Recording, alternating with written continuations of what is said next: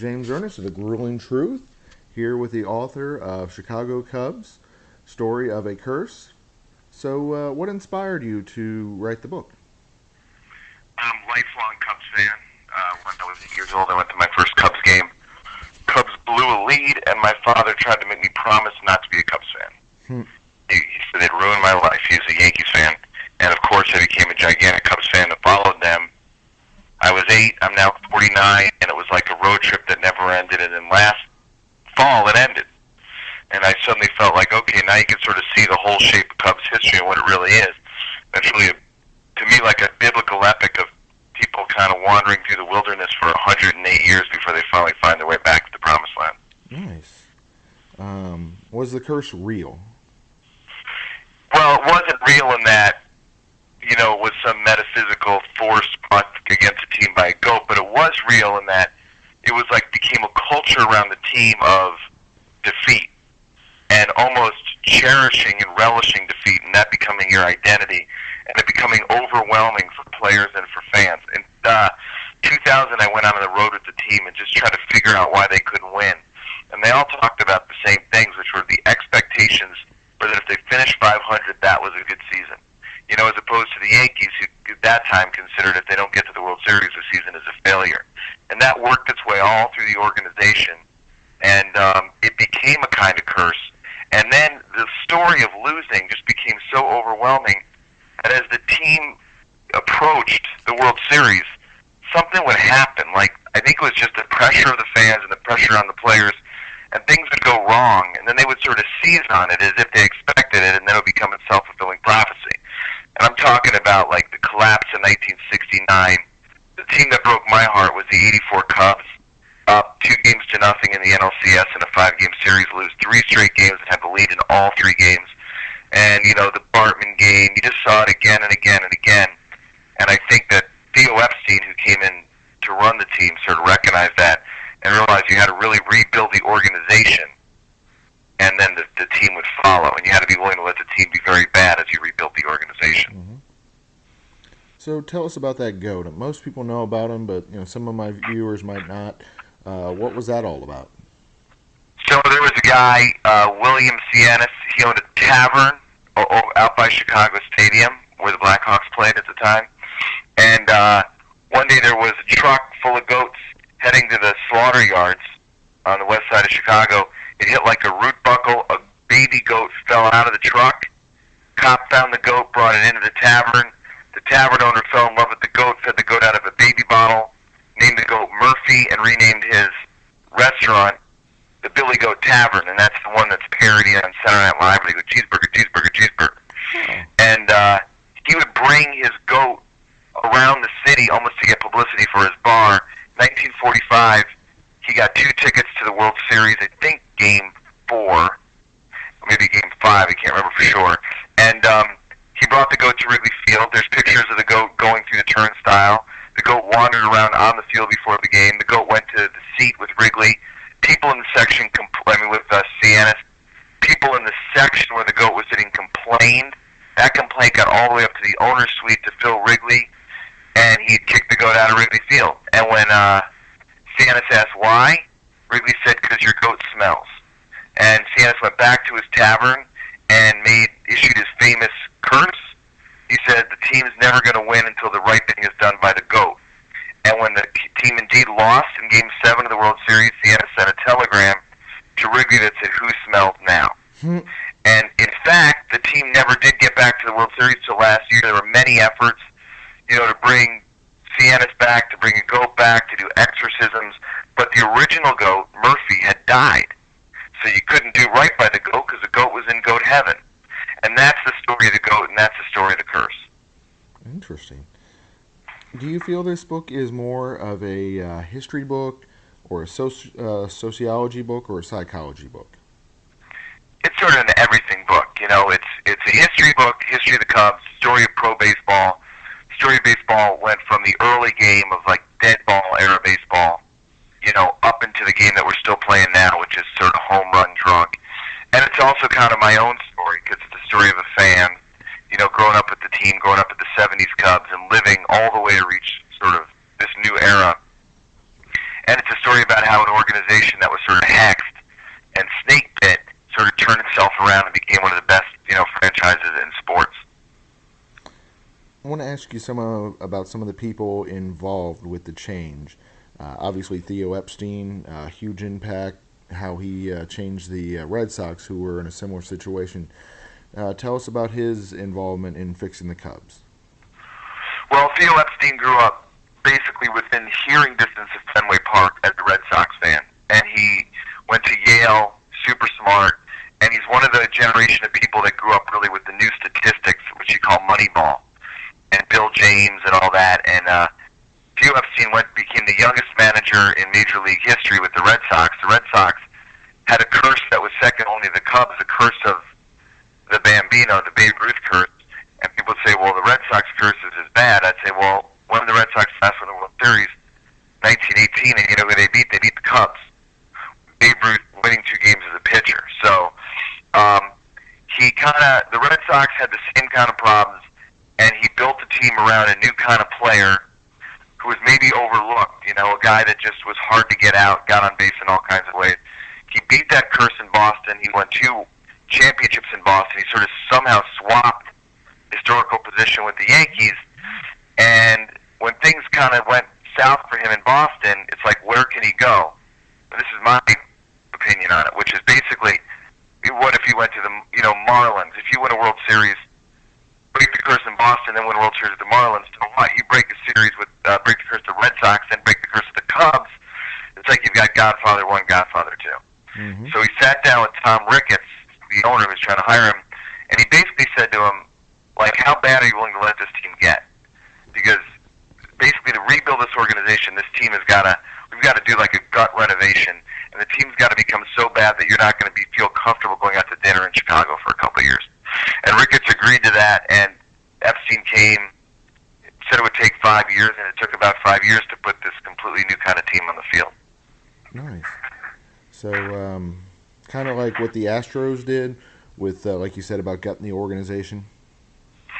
Yeah, except what's unique about the Cubs is there's this historical overhang where you have to kind of change the narrative from losing to winning. And the Cubs are unique in that way only because I really think they're the oldest pro team in America. They go back to like 1870, like 5 years before the National League existed. The Cubs owners, they were then called the White Stockings, basically raided the Boston team, knew they were going to get sanctioned by the league that existed back then, and created the National League, like, sort of in defiance, like, you can't kick me out, I quit. That's where the National League comes from. There's only a couple teams from that league still around. And so that was something, and Cubs fans know that. And I felt like during the World Series last year, you really saw it, because in the World Series, the Cubs played much better on the road than they did at home. I felt like, in the World Series, they were so tight at home, because to get to the park, the players and the manager, they had to go through the crowd, and in the crowd you had people like holding their grandparents' ashes and stuff. I mean, they felt that pressure, and it was something that had to be overcome. It's why, in a way, they're a little bit looser this year, because that's already been dealt with. Nice. So, what did Joe Madden bring to the table? To me, Joe Madden, the thing about him is he's the perfect manager for a young team, because you really saw it like a couple nights ago. The Cubs had this horrible home run hit by Bryce Harper against them that seemed like the kind of home run that would change the whole momentum of the World Series, led up by CJ, Chris Edwards Jr., Carl Edwards Jr. And Madden in the press conference said, CJ's a good baseball player, Bryce Harper's a good baseball player. Tonight, Bryce Harper beat CJ, and if we get in the same situation, we'll put him right back out there, and did that. And that just steadies the whole team.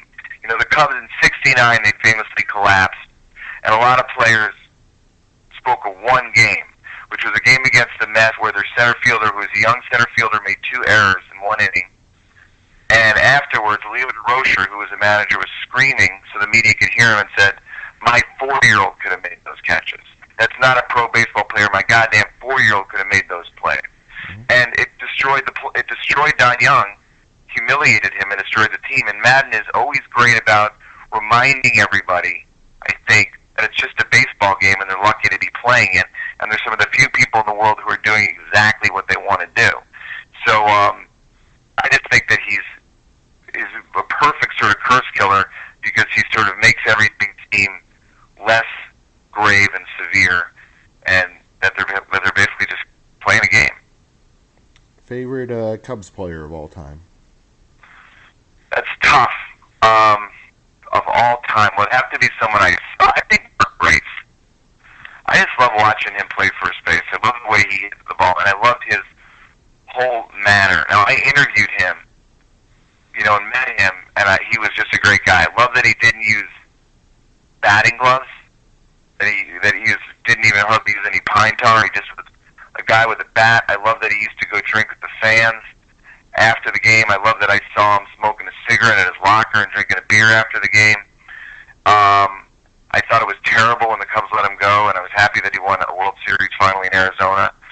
And there was in 1989, the Cubs sort of played terribly against San Francisco Giants when they made the playoffs. And somebody with a microphone went around the locker room, and they asked everybody, what message they had for fans. And Mark Grace just looked at the camera and said, "My message for Cubs fans is go Bears." Awesome. So, your favorite Cubs story? Favorite Cubs story, well, I think maybe not favorite like in good, but favorite in that it's just the most chilling and interesting story is to me the story of Eddie Waitkus, who was a great Cubs player, who had gotten the interest of this fan, who would stand outside the locker room, try to get him to sign stuff, and he didn't know this fan. It was like a young girl, basically, and she developed this whole crazy fantasy that they were going to get married, and sort of built a shrine to him in her room. And when he got traded to the Phillies, she took it as a personal betrayal, like he was running out in the lives they were going to build together, and found out when the Phillies were coming to play the Cubs, where they'd be staying, sent him a note, fraudulent note, to come meet her up at her room at midnight. He went up, and she was wearing a nightgown and holding a gun, and she shot him. And that became the basis of the movie The Natural. It's like a true story. And he came back and, played again, but his life was never the same. And to me, that just gets at how strange the life of these guys is, and how strange it is to be famous and the object of so much adulation. And basically it shows you that it's good to be respected, but very dangerous to be loved. Wow. Yeah, that's deep. So it's like right at the core of the history of baseball is this crazy story, and you see it come up again and again. And you can imagine that if you're a player, I mean, who are you? People are watching you at a distance, and they're fantasizing about you. It's a very strange thing. Mm-hmm. So tell us about Bill Murray and his role with the Cubs. Well, Bill Murray, as we all see, became kind of a stand-in for the Cubs fan, because he'd sort of put in the years and years and years, and he was, he always speaks about something we all experience, which is becoming a Cubs fan. The first time he went to Wrigley, came through the tunnel and saw the grass, and every Cubs fan, and probably every baseball fan who goes to a good park, has that experience, which is just such an altering of your perception. And just to see, when you're a kid, those guys playing long toss out on the grass, and just how good they are. I mean, even the players who are mediocre are great. And I think you really saw it in the playoffs. The last game the Cubs won, they were losing 1-0, and Bill Murray sang the national anthem, injected incredible energy. I mean, not the national anthem, Take Me Out to the Ball Game. Injected incredible energy into Wrigley Field and said, "We need one to win and we need one to tie it." And they just went out and did exactly what he said. I think he was the MVP of that game. Nice. How is the book tour going? Most of it's just hanging around Chicago, and it's going fantastic because the Cubs are winning and the Cubs are still playing. And when I was a kid, if you're a Cubs fan, you became like a Buddhist. You appreciated the here and now. You enjoyed an average game in August because there was going to be no October. But now here we are, man. We're approaching Halloween, and the Cubs are playing their best baseball this season. And I'm out here with this book, which is everything I've ever known and learned about the Cubs, packed into like a couple hundred pages, and it's incredibly exciting. Who would you like to thank for their help with the book?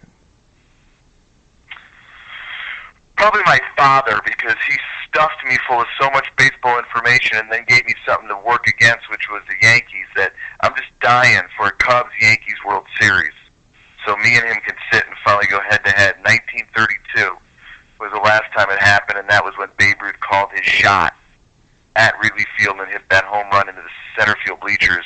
And we got to correct that historical injustice by beating the Yankees in Wrigley Field. What's next for you? I don't know. I'm just, like I sort of sit around and try to think about what I want to do. And basically, I've written this book. I wrote a book about the '85 Bears, and my last book was about the Rolling Stones. And basically, if it's something that I really liked when I was 15, I think it's going to be a fun book to work on. So I'm just trying to think again what it was like to be 15. That's my project right now. Nice. So maybe Blackhawks, maybe Bulls.